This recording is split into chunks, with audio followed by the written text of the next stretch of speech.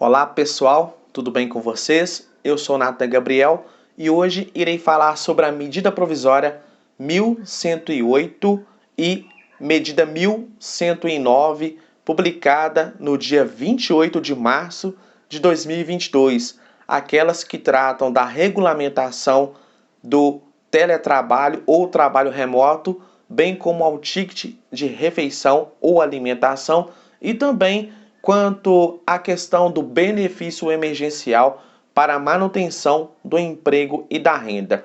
Caso você queira saber mais sobre esse tema, fique comigo até o final deste vídeo que eu irei dar todos os detalhes.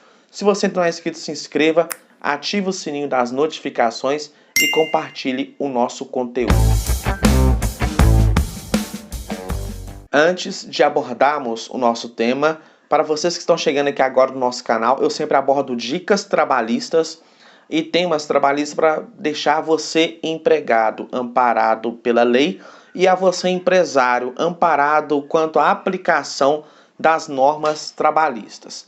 Quanto ao nosso tema, vou falar primeiro quanto à MP 1108, publicada no dia 28 de março. Nela, trata sobre as normas do teletrabalho ou trabalho remoto e quanto ao auxílio refeição alimentação. O que acontece? Na reforma trabalhista, aquela lá em 2017, já tinha a previsão desse trabalho remoto ou teletrabalho. Contudo, esta medida provisória, ela veio para flexibilizar mais e alterar um pouco do que já estava previsto em lei, com o intuito de resguardar os empresários na aplicação desta norma e também trazer uma maior flexibilidade, também amparados na lei. No primeiro detalhe desta medida provisória, trata do contrato individual de trabalho. Deve ser celebrado um contrato entre as partes para que estabeleça o contrato de trabalho de forma remota ou telepresencial. A outra situação é, neste contrato deve estar escrito todos os detalhes que vão reger este contrato, inclusive a forma de comunicação que se dará entre a empresa e o empregado, até para que não seja descaracterizado o trabalho remoto ou o teletrabalho. Outro ponto abordado na MP se trata quanto àqueles empregados que têm alguma deficiência. Esses empregados terão prioridade para se candidatar a uma vaga telepresencial ou uma vaga remota. Da mesma forma, trabalhadores que tenham filhos de até 4 anos de idade, nesses casos é só um trabalhador comunicar à empresa que a empresa dará uma preferência a esses trabalhadores, além daqueles também que possuem deficiências. Uma outra novidade que também veio com essa medida provisória é a possibilidade do trabalho remoto para aqueles empregados que são aprendizes ou estagiários. Lá em 2017, com a reforma trabalhista, não tinha essa previsão. Então veio aí essa flexibilização da norma para encaixar os estagiários e aqueles também que são menores aprendizes. Constou também nesta medida provisória para aqueles empregados que exerçam a atividade por produção ou por tarefa, eles também poderão exercer de forma telepresencial ou de forma remota. Se aplica também aos casos em que o trabalhador esteja em outro país. Primeiro, se aplicará as normas daquele local e, paralelamente, o que for mais benéfica, no caso, se a lei do nosso país ou se a lei do país vizinho, quanto ao que rege as normas do direito do trabalho.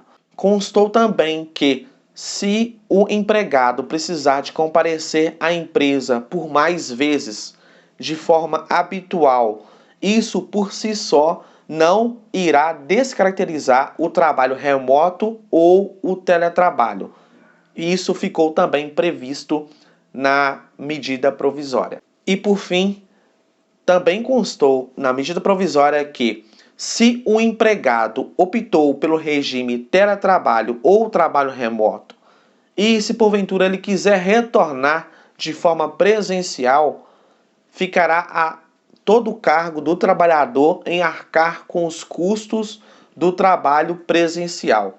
Essas foram as situações em que constou na medida provisória. Vamos falar rapidamente agora sobre o ticket alimentação ou vale-refeição da medida provisória 1108. Já temos uma regra vigente quanto ao vale alimentação e refeição. Contudo, essa medida provisória ela veio para especificar a destinação daquele vale alimentação, que é alimentar o trabalhador. Porque no vale alimentação, o trabalhador ele poderia utilizar para comprar produtos diversos da alimentação dele. Agora, o que irá acontecer? O trabalhador ele terá que comprar somente questões ligadas à alimentação, isso no restaurante ou similares. E se porventura ele fizer o uso em estabelecimentos para a compra de algo que seja diverso da alimentação, ele será penalizado.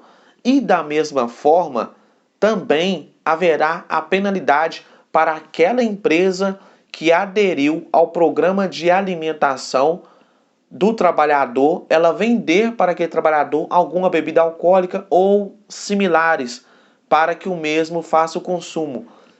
A medida provisória preveu uma multa de 5 até 10 mil reais para que se isso ocorra. Falaremos agora sobre a medida provisória 1109, publicada em 28 de março de 2022. Lá trata tudo sobre o benefício emergencial para a manutenção do emprego e da renda do trabalhador. Ao contrário, lá em 2019, quando começou a pandemia, houve a medida provisória 936, depois teve uma lei que regulamentou o benefício emergencial a todos os trabalhadores.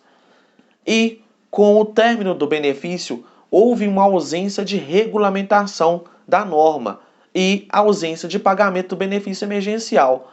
O governo retornou novamente esta medida provisória, mas agora o intuito dela não é a aplicação imediata. Ele está prevendo tanto a longo prazo ou a curto prazo. Apenas para esclarecimentos, o benefício emergencial que foi pago lá em 2019 por intermédio da medida provisória 936 de 2019, na época houve a necessidade por questões de calamidade pública do Covid-19. Agora, nessa medida provisória 1109 de 2022, ela não consta o termo Covid-19. Isso dá a entender que ela só será aplicada quando for necessário e decretado alguma calamidade em que é necessário a aplicação dessa norma. Dessa forma, para que essa medida provisória ela tenha os seus efeitos, ela tem que ter uma motivação do Ministério da Economia para que ela seja aplicada, ou a mesma ao passar pela Câmara dos Deputados e pelo Senado Federal e se tornando lei através da sanção do nosso presidente, o que irá acontecer? Ela poderá ser aplicada a qualquer momento, sendo a suspensão do contrato de trabalho ou a redução da jornada de trabalho e de salário. De forma resumida, é isso o que trata nas medidas provisórias 1108 e 1109, publicadas em 28 de março de 2022. Qualquer dúvida pode deixar aqui nos comentários que eu irei responder na medida em que eu for visualizando.